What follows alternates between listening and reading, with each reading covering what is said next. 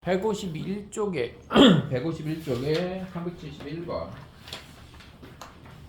151쪽에 371번을 보면 전체 집합의 세부분 집합 ABC에 대해서 A-B합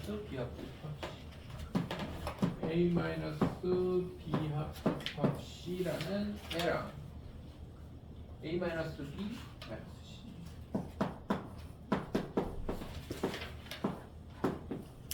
이런 애가 같다. 이것이 성립한다.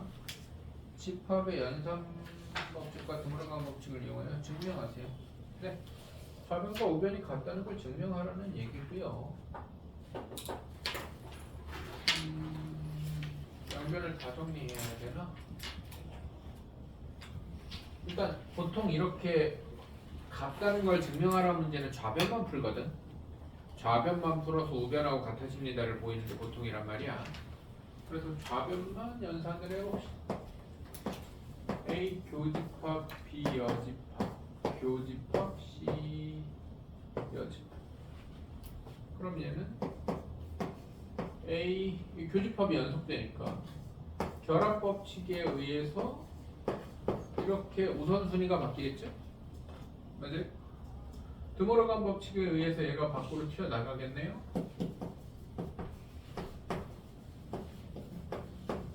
여기가 드모르간 법칙 되는 거 보입니까? 여집합을 뽑아내면 가운데가 뒤집힌다. 맞아, 이해돼요? 그럼 끝났네. 교집합의 여집합은 차집합이니까 네, 정리. 뭔가 증명해라라는 문제는 우변을 안 건드립니다. 보통 좌변만 정리해서 우변하고 같아진다는 걸 보이면 됩니다. 이해돼요? 똑같잖아. 네, 이해됩니까? 그래서 좌변과 우변이 같아진다. 성립. 이렇게 보입니다. 좌변 양변을 다 건들지 않아요. 이렇게 익숙치 않았을 수 있을 것 같고 152쪽이네. 151쪽이 아니라 이쪽이었네요. 153쪽.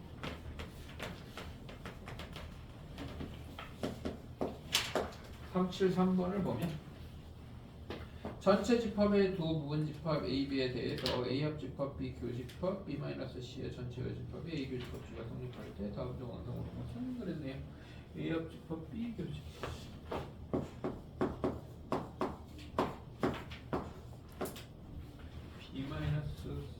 B-A의 전체 여집합이 A 교집합 B가 돼. 자, 이런 경우에는 좌변만 건들죠, 그죠? 이런 경우에는 좌변만 건드립니다. 좌변만 건드립시다. A 합집합 B 교집합 B 교집합 A 여집합의 여집합. 얘가 A 합집합 B 교집합의 B 여집합 A 여집합의 여집합 뒤집합 드모르간 법칙을 했습니다. 맞습니까?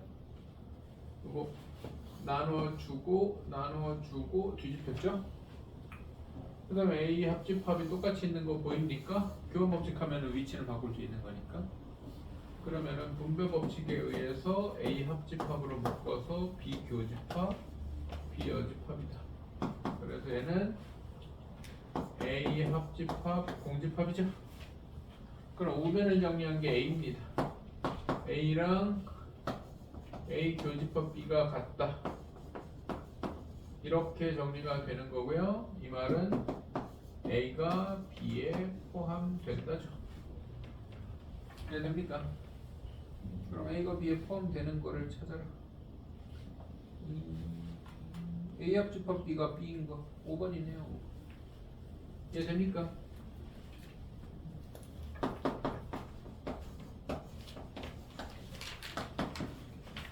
왜냐면 A가 B에 포함되니까 합치면 B잖아요. 이해됩니까? 넘겨서 154쪽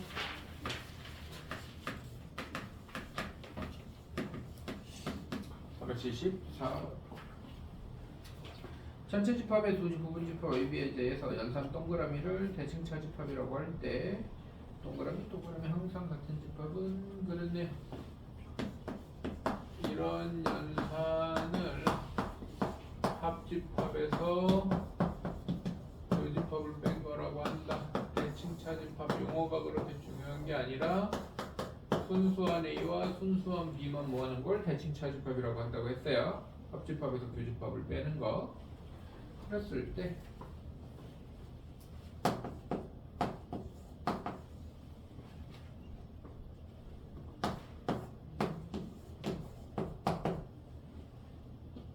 이거랑 같은 거?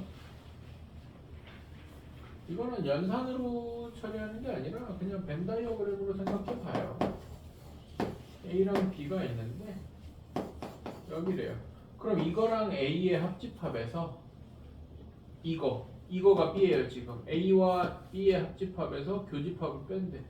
그럼 뭐예요 남는 게? 여기지.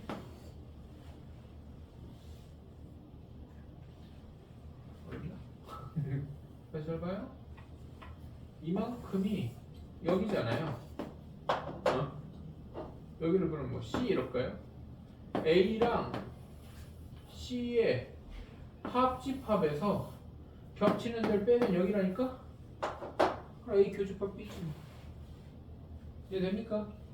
A 교집합 B. 3번이네. 응? 왜? 대칭 차집합이지? 미안합니다. 대칭 차집합 여기까지 합치는 거죠? 여기에 합친 거에서 A를 더한 다음에 그럼 뭐야? 합집합 되잖아? 거기에서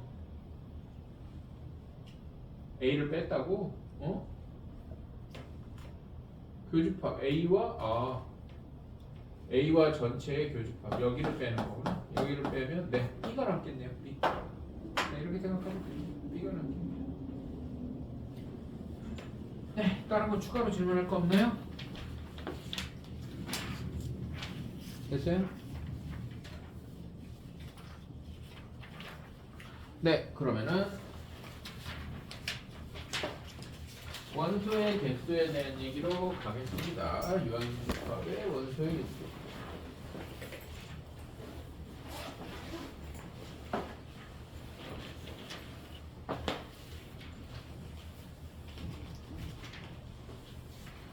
정확히는 합집합과 교집합의 원소의 개수에 대한 얘기입니다.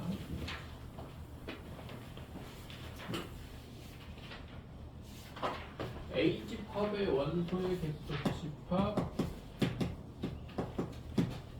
A의 원소의 개수를 NA 이렇게 표현한다는 건 첫 단원에서 했습니다. 지금 첫 단원에서 했어요. 그러면 합집합의 AB 합집합의 원소의 개수는 A집합이 이만큼 있고 B집합이 이렇게 있는데 A집합을 하고 B집합을 개수를 냅다 더하면 어디가 두 번 더해져? 요집합이 두 번 더해지죠? 그래서 겹치는 걸 한번 빼줘야 되잖아요. 이 정도는 상식적으로 이해가 가능하죠? 그래서 합집합의 원소의 개수는 A집합의 원소의 개수, B집합의 원소의 개수를 더한 다음에 교집합의 원소의 개수를 빼주면 됩니다. 그렇게 어려운 얘기 아니죠? 이해됩니까? 합집합의 원소의 개수는 각각 집합의 원소의 개수를 더한 다음에 교집합을 빼주면 되는데 이것도 책에 조그맣게 있긴 있을 겁니다. 집합 3개를 합치는 경우에 대한 얘기를 해봅시다. 보통 집합 3개를 벤 다이어그램으로 그리면 이렇게 그립니다. 이렇게 그립니다. 그래요. 그러면 얘는 A집합의 원소를 더하면 이 부분이 더해집니다. 맞아 안 맞아? A가 저만큼의 영역이잖아요. 그죠? 그 다음에 B집합의 원소의 개수를 더하면 이 부분 이렇게 됩니다. 맞아요? 그 다음에 C집합의 원소의 개수를 더하면 이 부분 이렇게 되겠죠. 맞습니까? 맞아요? 그러면은 여기는 3번 더해졌고 2번 더해졌고 이렇게 겹쳐서 더해진 애들이 있으니까 이제 빼기 시작해야 됩니다. 이거를 깔끔하게 뺄 수 있는 방법이 없어서 조금 지저분한데 A랑 B랑 겹치는 데를 뺍니다. A랑 B랑 겹치는 데를 빼면 여기서 하나 빠지고 여기서 하나 빠집니다. 이해돼요? AB 교집합이 0이니까 알아들어요? 그 다음에 B랑 C랑 겹치는 데를 뺍니다. BC가 겹치는 데는 여기니까 여기서 하나 빠지고 여기서 하나 빠집니다. 이해돼요? 그 다음에 다시 C랑 A랑 겹치는 걸 뺍니다. 그러면 AC 겹치는 데는 여기니까 여기 하나 빠지고 여기 하나 빠집니다. 결과적으로 여기가 다 빠져요. 이해됩니까? 한가운데가 다 빠져서 거기를 한 번 더 해줘야 됩니다. A, B, C에 모두 겹치는 데를 한 번 더 해줘야 됩니다. 이렇게 돼야 됩니다. 알아들어? 그래서 이거 곱셈 공식 3개짜리랑 좀 비슷하게 생각해서 기억해 주면 돼요. 1개짜리 더하고 2개짜리 빼고 3개짜리 한 번 더 합니다. 이해됩니까? 뭐 똑같진 않지, 구조가 똑같진 않은데 그런 느낌으로 기억해 달라는 거죠. 이렇게 되는 내용 가지고 이제 문제를 어떻게 만드느냐. 그 다음에 항상 여집합이 나오면 전체 집합이 있다고 그랬고, 이런 표현 당연히 이러면 전체 집합의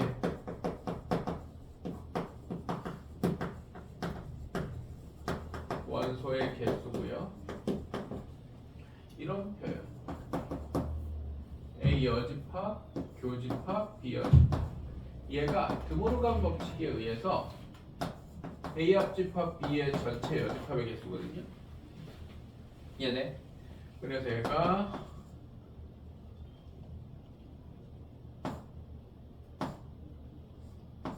전체 집합 빼기 합집합의 개수, 이런 표현이 가능해진다는 거고요.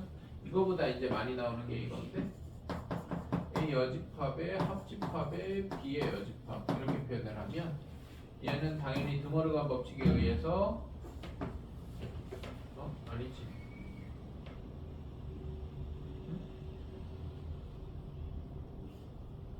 맞지. 그냥 위에 게 많이 나오지 밑에 건 거의 안 나오지. 네, 5만 합시다. 그래서 이런 표현이 많이 나오게 될 겁니다. 이런 표현이 많이 나오게 될 거예요. 그래서 합집합의 개수를 표현하는 방식으로 이런 표현을 주게 될 것이다. 이해되죠? 그러면 드모르간 법칙으로 전체에서 합집합 뺀 게 저거구나, 이런 느낌을 받아줄 수 있으면 된다. 이해돼? 직접 문제를 봅시다. 158.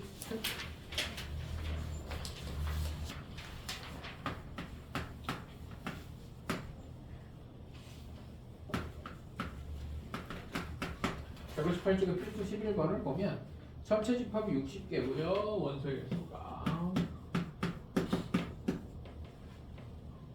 A 집합이 37, B 집합이 40.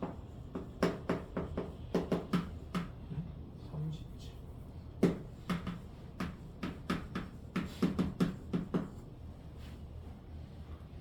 그리고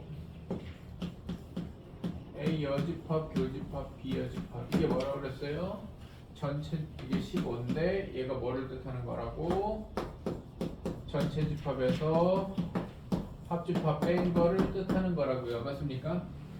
전체 집합이 60이니까 넘기고 넘기면 합집합의 개수를 얘를 이용해서 합집합의 개수를 주는 겁니다.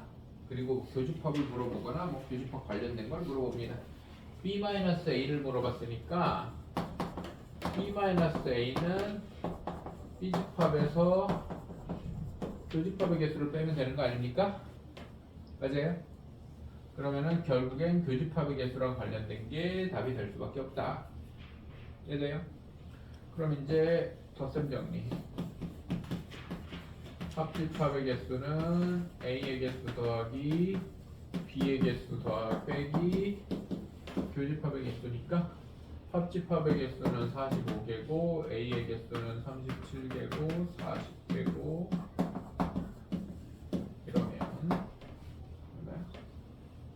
이러면 27개인가요? 교집합이? 아닌가? 계산이 안 돼. 32개인가요? 뭐 이렇게 커? 교집합이 32개가 맞아?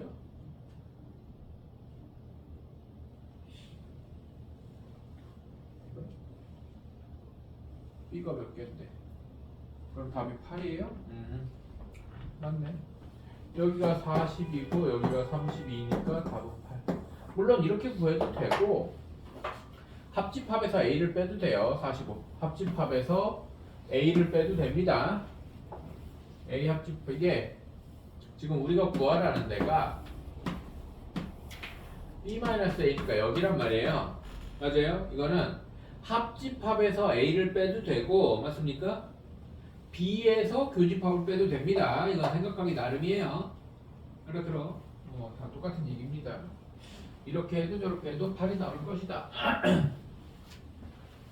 옆쪽은 이렇게 대놓고 전체 집합, A 집합, B 집합 준 거를 뭐 이렇게 말로 그냥 바꾼 거야. 뭐 전체가 뭐 전교생이고 뭐 A 집합이 남학생이고 여학생이고 이렇게 말로 바꾸는 것뿐이야. 그냥 A 집합, B 집합 정하면 똑같은 얘기입니다. 똑같은 얘기. 한번 봅시다.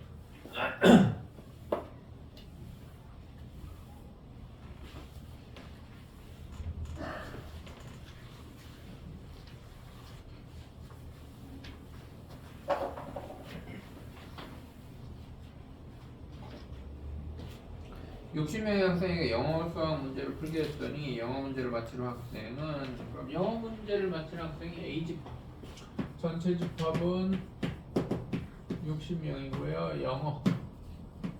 영어 맞히는 학생이 35명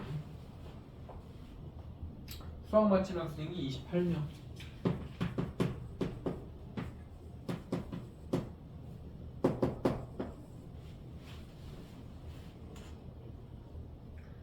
모두 틀린 학생이 5명이다.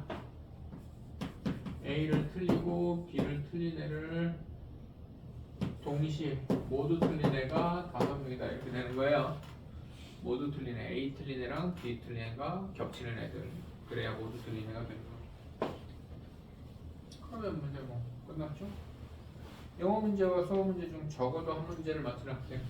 합집합의 개수를 구하라는 얘기고요. 얘가 전체 집합의 개수에서 합집합의 개수를 뺀 건데 얘가 5니까 여기가 60이니까 넘기고 나누면 바로 1번 합집합의 개수는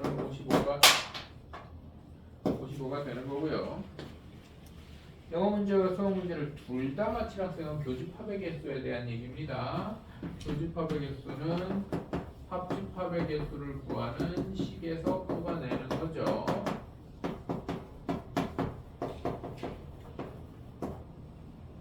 여기가 55고 여기가 35고 28이고 여기가 교집합의 개수니까 얼마야 다음에 8이네요. 8 얘는 8 그 다음에 영어 문제만 맞춘 학생은 B-A의 확률을 개수를 구하라고 한 거니까 이게 3번이죠. 얘는 B에서 교집합을 빼도 되고 합집합에서 A를 빼도 되고 그런다 했어요. 이렇게 해도 되고 그러니까 B가 28에서 8을 빼서 22여도 되고 합집합에서 A를 빼서 합집합이 얼마였어? 55에서 35를 빼서 20이 돼도 됩니다. 이해되죠? 그래서 영어는 A잖아. 이거는 수학만 맞힌 애고요. 바로 3번은 A-B니까 A에서 교집합을 빼던지 전체 합집합에서 B를 빼던지 하면 되겠죠? A는 35에서 8을 빼면 27이네요. 27. 네, 3번은 27 이렇게 되는 겁니다. 이해되죠? 넘겨서 167쪽에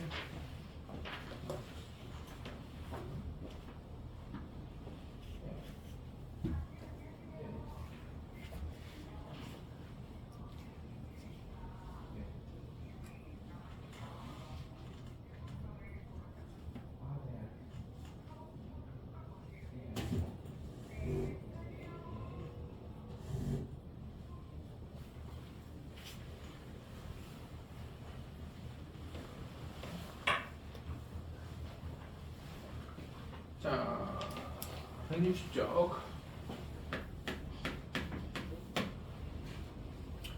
2013번.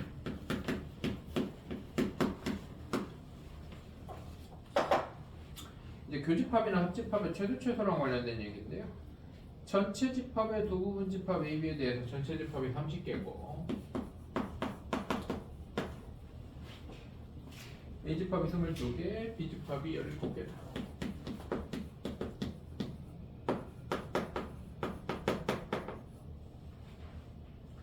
교집합의 최대 최소를 구하라고 했는데 생각을 해보면 따라하세요. 교집합의 최대값은 각각 집합 중 작은 애다. 둘이 겹치는데 최대로 겹치면 작은 애가 큰 애 쏙 들어가야지 최대로 겹쳐. 그래요? 그래서 교집합의 최대값은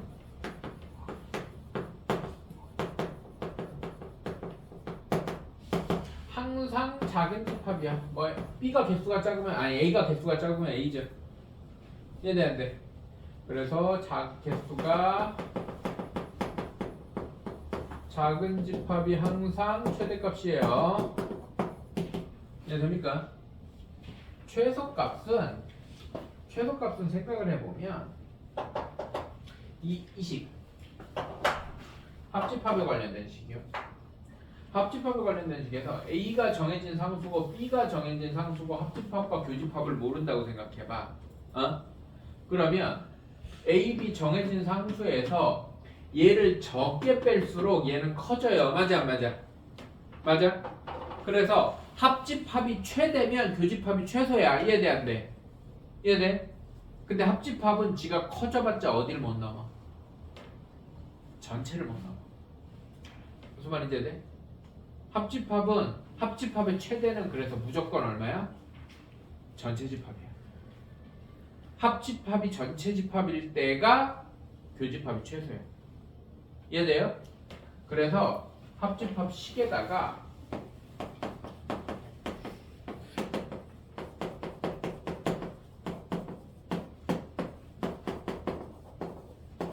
이 자리에다 그냥 30을 때려 넣으면 끝나는 거야. 뭔 말인지 이해 안 돼? 전체 집합이 얼마니까? 30이니까. 이해돼요? 그러면 쉽게 생각하면 얘네 둘이 더한 거에서 이거 빼면 됩니다. 얘네 둘이 더한 거에서 30 빼면 돼. 그게 교집합의 최소값이야. 교집합이 적다는 말은 합집합이 덩어리가 제일 크면 클수록. 이해돼 안 돼? 그럼 합집합이 최대일 때가 교집합이 최소라고. 그럼 합집합은 최대가 되려면 전체 집합하고 같아지는 수밖에 없어요. 이해됩니까? 그래서 이 시기에서 합집합 자리에다가 그럼 얘네 둘이 더한 거에서 30 빼면 최소값은 이렇게 되겠지. 이해됩니까? 그래서 최소값이 이렇게 되는 이유 A, B 더한 거에서 전체를 뺀 거에 되는 이유는 전체를 이용하는 게 아니라 합집합의 개수가 전체 집합하고 같아져야 교집합이 최소가 된다는 얘기입니다. 이해되죠? 네, 여기까지 집합은 마무리됐고요. 명제로 가겠습니다. 명제.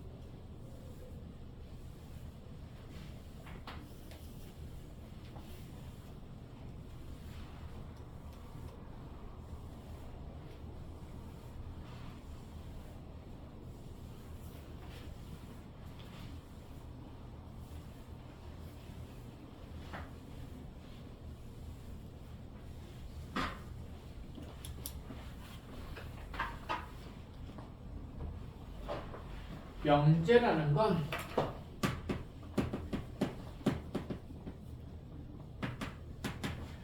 참거짓 거짓이 명백한 식 또는 문장을 명제라고 해요. 참이라는 건 맞다, 명백하다는 건 항상 맞거나 항상 틀린 문장이나 식을 명제라고 합니다. 그러면 우리 서연이는 예쁘다, 이 명제가 아니란 말이에요. 왜냐면 누군가에게는 못생겼고 또 엄마 아빠는 예쁠 거 아니야. 그치? 고슴도치도 자식은 예쁜데, 그치? 내 눈에도 예뻐요. 너무 예뻐. 좋아요. 그래. 그쵸? 그런 거란 말이지. 근데 선생님은 잘생겼다. 이거 명제지. 항상 참인. 그래. 서연이도 예쁘다도 명제지.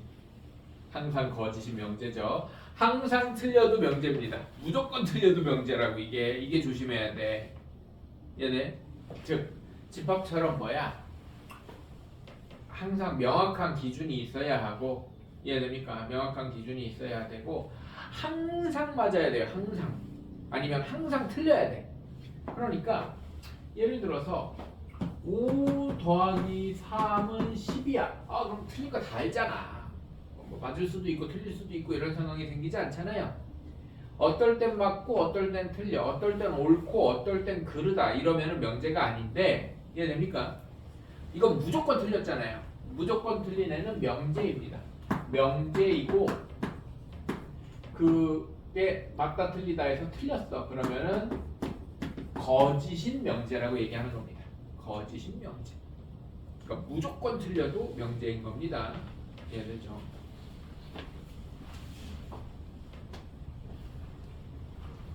물론 그러면 때에 따라서 맞을 수도 있고 틀릴 수도 있는, 틀릴 수도 있다. 그냥 이렇게 하지 말고 참거짓이라는 표현을 바로 쓰자. 참일 수도 거짓일 수도 있는 식이나 문장은 뭐라고 그러냐면 따로 조건이라고 그래요. 조건을 만족하면 참이고 조건을 만족하지 못하면 거짓인 거야. 무슨 말인지 이해돼야 돼. 명제는 어떤 상황에서도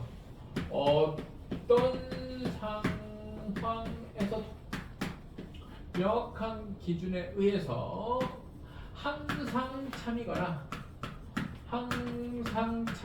또는 항상 거짓인 식이나 문장을 명제라고 하고요. 뭐 예를 들어서 우리 방정식 같은 거 있잖아요. x에 1 넣으면 등호가 성립하는데 2 넣으면 성립 안 하고 이러잖아요. 맞아요? 우리가 흔히 보는 수학적인 식, 특히 방정식이나 부등식 종류는 전부 다 뭐예요? 조건이에요. 조건을 만족하면 참이고 만족하지 않으면 거짓이다. 뭐 조건을 만족하는, 상황을 만족하는 뭐 이런 거 있잖아요. 맞습니까? 이런 애들은 다 조건이에요. 그러면은 명제에서 어떤 문장이나 식이 나왔을 때 이게 명제인지 조건인지를 구분하는 눈이 일단은 처음에는 필요하겠죠. 나중에 자연스럽게 생깁니다. 얘네 많이 보면 생기는데 처음에는 이거 명제구나, 이거 조건이구나, 아니면 명제도 조건도 아닌 그냥 수학적으로 불분명한 문장도 있을 수 있죠. 아까 뭐 예쁘다, 못생겼다, 잘생겼다 이런 거는 명제도 조건도 아니에요. 수학적으로 불분명한 문장이죠. 선생님이 잘생겼다만 명제라고 그랬지. 아니라고? 그래요. 알았어요. 그래봐. 자, 명제나 조건을 부정하는 얘기를 해봅시다. 부정. 명제를 부정할 때도 조건을 부정할 때도 같은 표현을 쓰는데 명제나 조건을 부정하면 앞에다가 이런 물결 표시를 씁니다. 물결 표시를 써요. 우리는 뭐 이렇게 뭐 강조하거나 말을 길게 늘릴 때 쓰는데 뭐 이렇게 또 서양 문화권에서는 절대 안 쓰는, 수학에서 부정할 때만 쓰는, 그죠? 물결 이런 기호를 씁니다. 그리고 얘를 명제를 부정한다고 얘기를 해요. 명제를 부정할 때 쓴다. 그래서 어떤 명제나 조건은 알파벳 소문자로 표현하는데 뭐 이렇게 P라는 명제나 조건이 이렇게 하면 얘는 P가 아니다 이렇게 읽으면 되겠죠, 그죠? 그냥 부정하는 겁니다. 부정하는 것이다. 이런 명제인 경우도 있고 조건인 경우도 있다. 그리고 부정의 부정은 긍정이다. 뭐 그런 얘기는 차차 자연스러운 얘기니까 할 수 있고 167쪽으로 가면 조건이라는 얘기가 나오네요. 변수를 포함하는 문장이나 시 변수값에 따라서 참거짓이 변할 때 판별된다는 건 변한다는 얘기예요. 될 때 있고 안 될 때 있다는 얘기죠. 이런 문장이나 식을 조건이라고 합니다. 조건도 부정을 합니다. 조건은 보통 소문자 PQR 이렇게 표현을 합니다. 진리집합.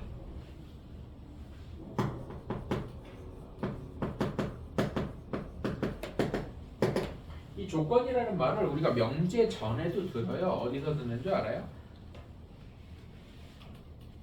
그렇게 멀리 안 가요. 조건이라는 말이 우리가 배웠어. 배운 지 얼마 안 됐어.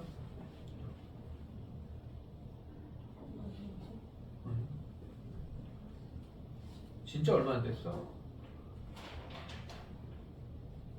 집합에서 조건 제시법이라는 말이 나오죠. 그 조건을 만족시키는 원소들의 모임을 집합에서 표현을 하잖아. 진리집합이 조건 제시법의 조건을 나타내는 집합이 조건을 만족하는 집합이라는 뜻이라고. 그냥 조건 제시법이라고. 같은 말이야. 같은 말. 같은 말이라고. 무슨 말인지 알아들어요? 이해돼? 그냥 조건이라는 글씨가 같은 게 아니라 그냥 같은 말입니다. 집합에서는 조건을 만족하는 애들을 집합으로 표시하면 조건 제시법이라고 하고, 그 조건 제시법으로 표현된 집합을 진리집합이라고 얘기하는 거야. 명제에서는. 알아들어? 같은 말이야. 같은 말. 집합에서의 조건 제시법하고 명제에서 조건의 진리집합이라는 말하고 같은 말이라고. 이해돼? 명제에서는 조건만 뜯어서 써. 명제에서 P라는 조건이 조건 P가 X제곱이 1인 X 이렇게 표현을 한다면 조건 제시법에서는 이거의 진리집합을 이렇게 표시하는 거야. X가 X제곱은 1인 실수 뭐 X 이렇게 표현을 하는 거야. 이 말하고 같은 말이라고. 그리고 심지어 이 집합이 마이너스 1 이거가 다 같은 말이라고. 무슨 말인지 알아들어요? 얘네? 얘는 집합의 조건 제시법인 거고 얘는 명제의 조건인 거고 조건을 진리집합으로 표현한 거야. 세 개가 다 같은 말이라고. 이해됩니까? 얘네? 조건만 따로 이렇게 써놓는 것뿐이다. 이해되죠? 얘네? 조건을 만족하는 X들을 모아놓은 애를 뭐라고 부른다? 진리집합이라고 부른다. 어려운 얘기 아니에요. 그냥 조건 제시법에서 조건만 뽑아가지고 표현을 한 게 명제에서는 이런 걸 조건이라고 하겠다. 알아들어요? 같은 말입니다. 조건의 부정도 앞에다가 물결 표시하면 되고요. 조건이 부정된 A의 진리집합은 P의 여집합 이렇게 표현을 하겠죠. 전체 집합이 범위가 실수 전체면 무한집합이고 뭐 뭔가 이렇게 줄여놨으면 거기에서 뭐 나오겠죠. 여집합은 항상 전체 집합하고 같이 다닌다 이런 얘기 집합에서 했었습니다. 그 다음에 뭐 또는 그리고에 대한 얘기인데요. 진리집합에서 조건만 딱 뽑아서 P 또는 Q라는 조건이면 P에 대한 진리집합, 집합은 대문자로 표현하니까 이렇게 표현하는 것 뿐이에요. P에 대한 진리집합, Q에 대한 진리집합 또는 합집합을 표현하는 거예요. P에만 있어도 되고 Q에만 있어도 되고 둘 다 있어도 되고. 이해됩니까?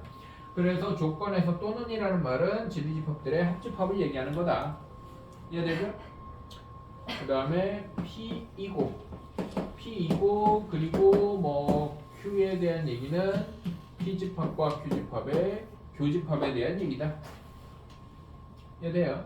그래서 그리고 동시에 뭐 이런 느낌이다. 교집합에 대한 얘기다. 이해돼? 그래서 조건과 진리집합의 관계를 똑바로 이해를 하면 사실 명제가 별로 어려울 게 없는데 그냥 집합과 연관을 지을 생각을 안 하고 조건이라는 건 조건이고 조건을 만족하는 집합은 진리집합인데 그래서 진리집합이 뭔데 그럼 진리집합은 조건을 만족하는 막 말이 그 안에서 빙글빙글 돌면 정신이 나가. 알아들어? 조건이라는 건 그냥 집합에서 조건제시법에 대한 얘기고 그거를 만족하는 애들을 모아놓으면 진리집합이라는 새로운 표현을 그냥 쓴 것뿐이야. 뭐 이렇게 뭔가 막 이렇게 발전돼서 막 대단한 내용이 들어있는 게 하나도 없어. 알아들어요?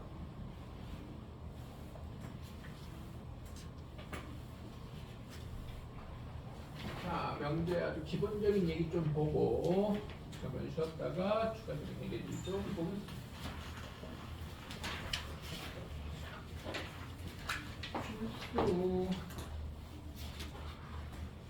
필수 170쪽에 필수 1번 뭐 되게 당연한 얘기인데 안 하고 넘어가면 그러니까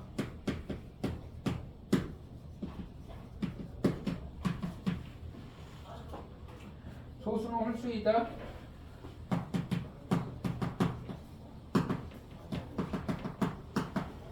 보통 이렇게 문장 형태로 되어 있으면서 딱 정의를 내리는 형태에는 어떤 말이 생략되어 있냐면 모두 전부 다 이런 말이 생략되어 있습니다. 그래서 소수는 모두 홀수이다. 일단 기본적으로 맞는 말이야, 틀린 말이야?